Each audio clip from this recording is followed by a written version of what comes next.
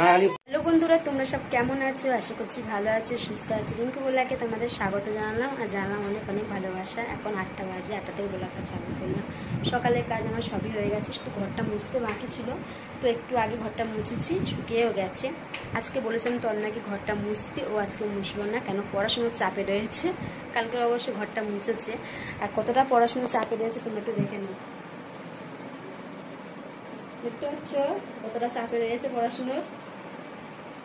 তো যাই হোক, বিক্রম আজকে স্কুল যাবে না, কেন কালকে বিক্রম স্কুলে গিয়েছিল। ওর স্কুল থেকে মানে ফোন করেছিল ম্যামে যে বিক্রমের বিশাল জ্বর এসছে, গার্জেন আসো, গার্জেন না আসলে ওকে আমি ছাড়তে পারবো না।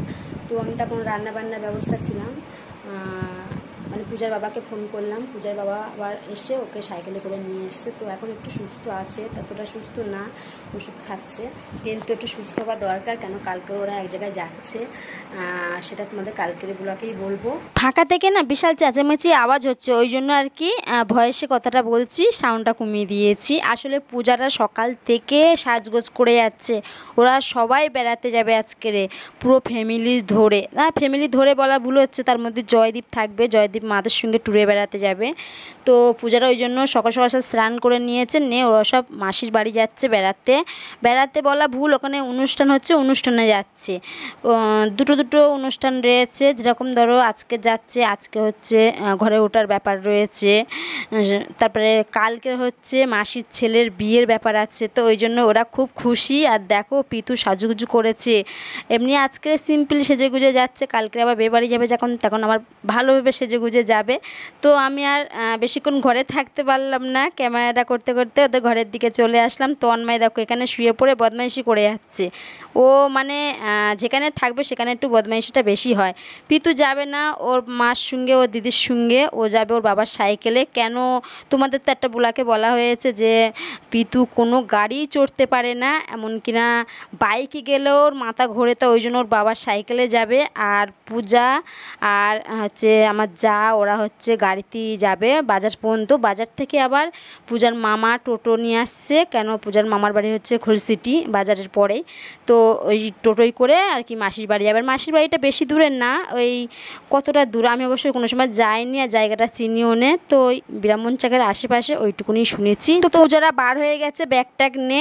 আর মা ঠাকুর ঘরে হচ্ছে গোপালকে মালা দেবে বলে মালা গাঁচ্ছে। আর বিক্রমের শরীরটা খারাপ বলে ও মাথাটা আর কি একটা চাদর দিয়ে জড়িয়ে রেখে দিয়েছে, যেন ঠান্ডাটা না লাগে। তো ওই জন্য, আর শরীরটা খুব একটা এখনও জুত হয়নি, সেটা তোমাদের বললাম। তো মেজবু এই যে মার প্রণামটা সেরে নিয়েছে। আর মা বৃহস্পতিবারে করে একটু অন্নর ভোগ দেয়। এত ঘোলা লাগছে কেন ক্যামেরাটা আমি বুঝতে পারছি না, পুরো যেন অন্ধকার অন্ধকার লাগছে। কেন বলো দিনি, আমি তো নিজেই বুঝতে পারছি না। তখন আর কি ভিডিওটা যখন করেছিলাম তখন কিন্তু এতটা ঘোলা লাগছিল না, কিন্তু এডিট করার সময়, ভয়েস দেওয়ার সময় দেখতে পেলাম যে এতটা ঘোলা লাগছে। তো যাই হোক, পূজার রাস্তায় এসে দাঁড়িয়ে রয়েছে, ও খুবই খুশি। আর পিতু এখনও বাড়ি বসে রয়েছে, কেন ওর বাবা এখনও রেডি হয়নি, মাঠে গিয়েছিল, মাঠের কিছু কাজ সেরেছিল। তারপরে তো পূজা যাওয়ার সময় আমাকে আবার টাটা দিচ্ছে। আর যা তো যতক্ষণ মানে যাচ্ছে ততক্ষণ বলেই যাচ্ছে দেখিস দেখিস দেখিস। তা কেউ তো বাড়ি থাকবে না, তা কী দেখবো বলো দিনি। তারপরে আবার পিতুর কাছে চলে এসেছি, আমার এইটাই তো কাজ। তো আমি বললাম কিরে তোরা কখন যাবি, বলে দেখি আমার বাবার কখন সময় হয়। তো চলো বন্ধুরা, তোমাদেরকে একটা জিনিস দেখাচ্ছি। এই দেখো তন্ময় এখানে শরবত বানাচ্ছে, মানে আমি এখানে শর্ট ভিডিও বানাচ্ছি। কেন পূজা পিতু তো বাড়ি নেই, তো ফোনটা ধরে দেবার কোনো লোক নেই, ওই জন্য আর কি স্ট্যান্ডটা এনে ছাদে শর্ট ভিডিও বানাচ্ছি। তো তন্ময় আর থাকতে পারলো না আমার কষ্ট দেখে, ওই জন্য সৌমিকদের বাড়ির থেকে বরফ নিয়ে আসলো। তাই তো সৌমিক, তোদের বাড়ি বরফ তো? আর এই যে লেবু আর চিনি নুন দিয়ে শরবত বানাচ্ছে। এ বাবা লেবুগুলো তোল, তেতো হয়ে যাবে তো, তেতো যাবে, লেবুর খোলাগুলো তোল, চিনি দেওয়া দে।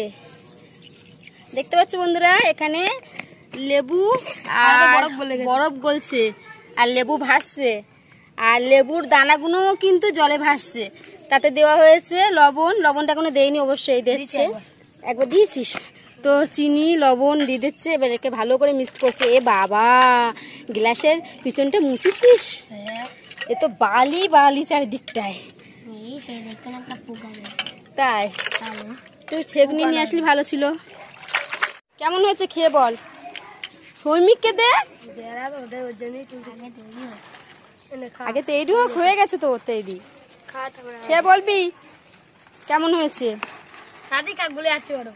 কেমন হয়েছে সৌমিক? নুন হয়নি, নুনগুলো সব ঢেলে দে শরবতে।